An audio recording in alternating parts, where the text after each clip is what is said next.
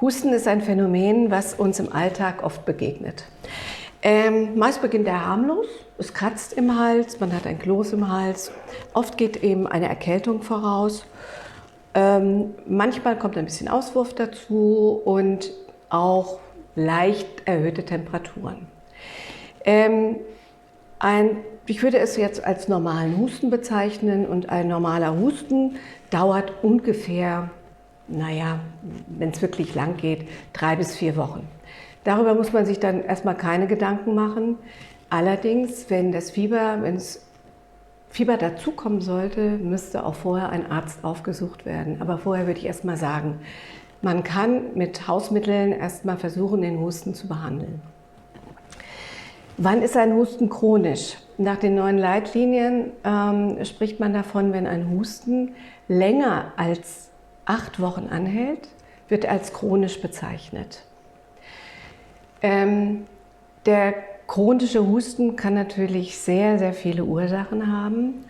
Und eine Ursache ist das sogenannte Upper Airway Cuff Syndrom. Ist eigentlich eine Erkrankung, die im HNO-Bereich stattfindet, aber der Husten ein Symptom dieses Krankheitsbildes ist. Beim Upper Airway Cuff Syndrom liegt eine chronische Nasennebenhöhlenentzündung mit Polypen oder auch ohne Polypen vor. Durch die ständige Schleimsekretion, die im Nasenrachen stattfindet, wird der Hustenreiz getriggert und somit kommt es zum Husten. Zusätzlich für diesen Hustenreiz ist auch noch der Gesichtsnerv, der sogenannte Trigeminus, verantwortlich. Das in Kombination führt zu diesem ständigen, aber produktiven Husten.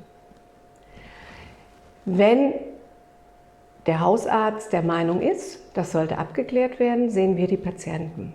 Bei uns ist es natürlich so, dass wir uns erstmal sehr genau anhören, seit wann geht der Husten, wie ist der Husten, handelt es sich um einen produktiven Husten, welche Beimengungen hat der Husten, ist es ein schleimiger Husten, ist es ein klarer Hustenschleim. Danach geht die weitere Diagnostik. Wir untersuchen den Patienten, wir schauen in die Nase, wir machen einen B-Scan der Nasennebenhöhlen und wenn uns das noch nicht ausreichend ist, erfolgt ein sogenanntes Computertomogramm der Nasennebenhöhlen, um alle Nasennebenhöhlen zu erfassen. Denn im Ultraschall kriegen wir nur die großen paarigen. Und eine der wichtigsten Nasennebenhöhlen ist das sogenannte Siebbein, was sich hinter der Nase befindet und auch oft eigentlich die Ursache für die sogenannte Upper Cuff-Syndrom ist. Hat sich das jetzt bestätigt, diese Diagnose, dann wird der Patient zunächst einmal mit einem kortisonhaltigen Nasenspray über einen Zeitraum von mindestens 4 Wochen behandelt. Falls es sich nicht deutlich bessert, muss man tatsächlich zur OP raten, weil dieses ständige infizierte Sekret dann in das Lungenparenchym dringen könnte und dort wirklich Schaden an der Lunge anrichten könnte. Aber so weit sind wir ja nicht. Wir versuchen dann erst einmal mit konservativen Maßnahmen. Wir machen auch einen Abstrich, um zu gucken, ob das Sekret bakteriell besiedelt ist und würden danach dann auch die gegebenenfalls antibiotische Behandlung durchführen. Wenn es jetzt wirklich nicht besser werden sollte, dann erfolgt die Operation. Es gibt unterschiedliche Operationstechniken, aber das sollte man dann im Rahmen einer weiteren Videokonferenz besprechen. Welche Arten von Husten gibt es überhaupt? Wir können den Husten einteilen nach Dauer und nach Art und Weise. Wir kennen den akuten Husten, den chronischen Husten, den habe ich jetzt schon angesprochen. Der akute Husten ist meistens der sich nach einer Erkältungskrankheit einnistet, weil die ständige Sekretion die Reinigungsfunktion der Flimmerhärchen unterdrückt und dadurch kommt es zum Husten. Dann haben wir natürlich die Variante, wie ist der Husten? Haben wir einen trockenen Husten? Haben wir einen produktiven Husten? Oder haben wir sogar einen Husten, bei dem Blutbeimengungen sind? Beim letzten Fall ist ein relativ schneller Handlungsbedarf erforderlich.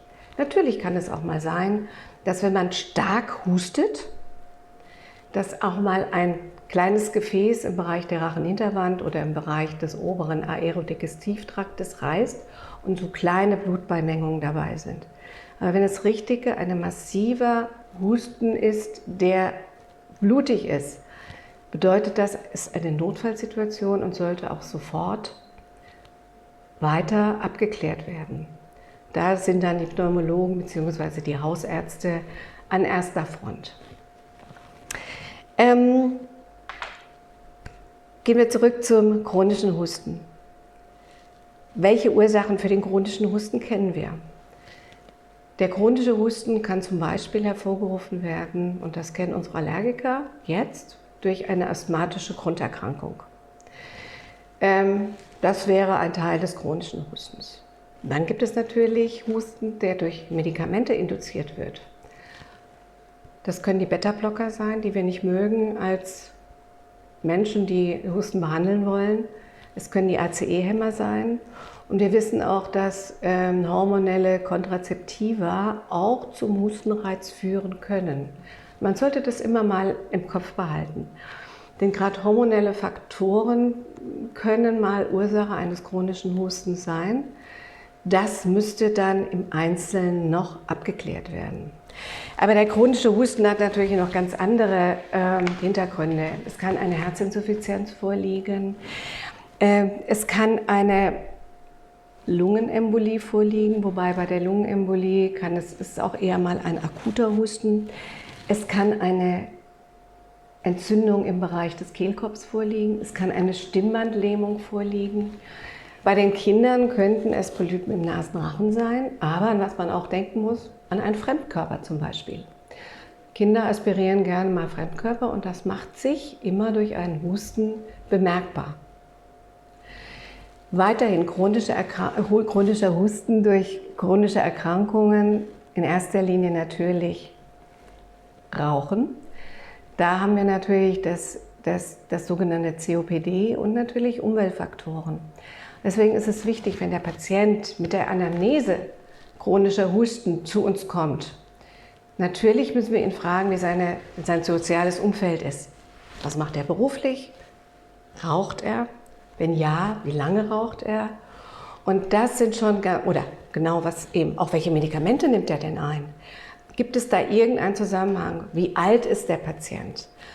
Wenn ein Patient älter ist, muss man natürlich an eine Herzinsuffizienz denken, eine sogenannte Rechts-Herzinsuffizienz, dass das Herz nicht ausreichend entlastet wird.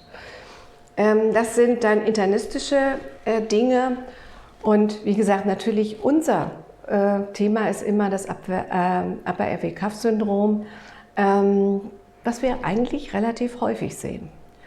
Aber nur zur Beruhigung, wir kriegen es auch oft mit kortisonhaltigem Nasenspray in den Griff und müssen den Patienten nicht immer operieren. Das ist wichtig. Was man wissen muss, es gibt tatsächlich 18% der Menschen, da haben sie alles untersucht und finden die Ursache des chronischen Hustens nicht. Der Patient hustet, es ist völlig unabhängig von der Tageszeit, von dem, was er tut, von den Nahrungsaufnahmen, was auch mal einen Einfluss auf einen Husten haben kann, und findet es nicht. 18%. In der Zwischenzeit ist man aber so weit, dass man einen Antikörper gefunden hat, wo man Patienten damit helfen kann. Denn ein ständiger Hustenreiz ist belastend, nicht nur für den Patienten, sondern auch tatsächlich für seine Umwelt. Und nur dieser Antikörper ist leider im Augenblick noch nicht zugelassen, aber er kommt. Wie kann ich den Husten behandeln?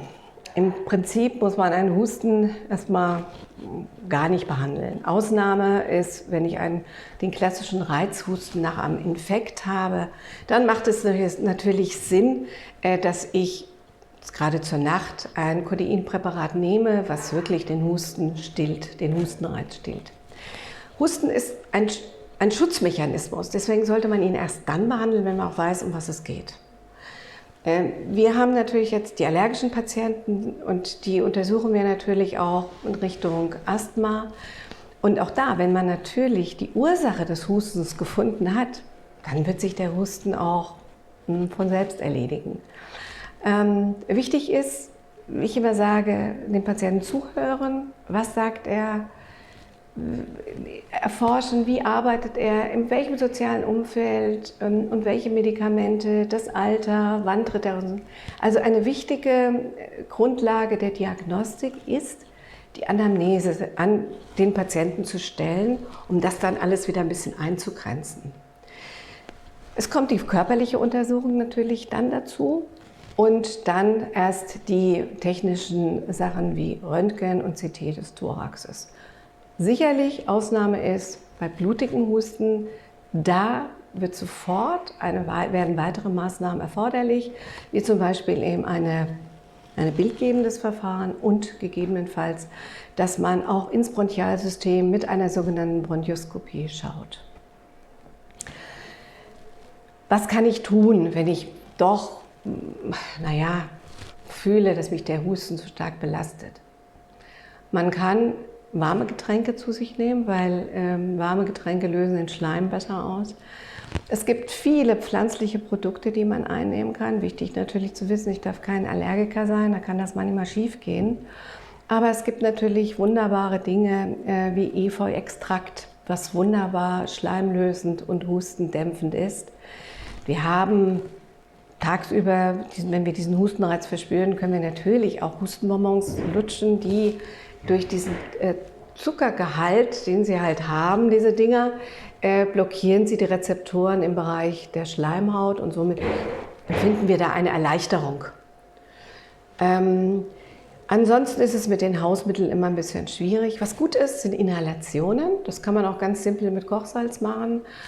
Was man nicht machen sollte, ist Kamille, weil Kamille trocknet zusätzlich aus und ist auch noch hochallergen. Es gibt die Möglichkeit der sogenannten Schleimlöser und die Schleimlöser dienen natürlich dann dazu, den etwas verdickten Schleim flüssig zu machen. Wichtig, ausreichende Flüssigkeitszunahme, ja, das ist wichtig, sonst wirken die ganzen Schleimlöser nicht. Und ist ein chronischer Husten heilbar? Wenn wir die Grunderkrankung haben, natürlich. Dann wird der Husten auch besser. Und wenn wir jetzt an diese 18% der Patienten denken, dann kann man heute sagen, ja, man kann es irgendwann mal heilen, auch wenn wir die Ursache nicht optimal finden. Was ich auch immer gerne mache, wenn ein Patient mit chronischem Husten zu mir in die Sprechstunde kommt und wir wirklich alles abgeklärt haben. Ich schicke sie ganz gerne mal zum Logopäden. Denn es kann auch tatsächlich sein, dass durch eine Veränderung des Kehlkopfes es zu einem chronischen Hustenreiz kommt. Und die Logopäden haben da so einige Tricks, wie sie das relativ gut in den Griff kriegen können. Und das klappt eigentlich manchmal ganz gut. Alles andere, wie gesagt, immer wichtig, diese Daten im Kopf behalten. Nach 8 Wochen handelt es sich wirklich um einen chronischen Husten. Und ich bin immer so, dass ich sage, wenn ein Patient unsicher ist, sollte er nach 6 Wochen ruhig den Hausarzt aufsuchen, wenn er weiter hustet. Aber natürlich auch solche Faktoren wie Rauchen bitte abstellen, das ist wichtig. Das predige ich jeden Tag.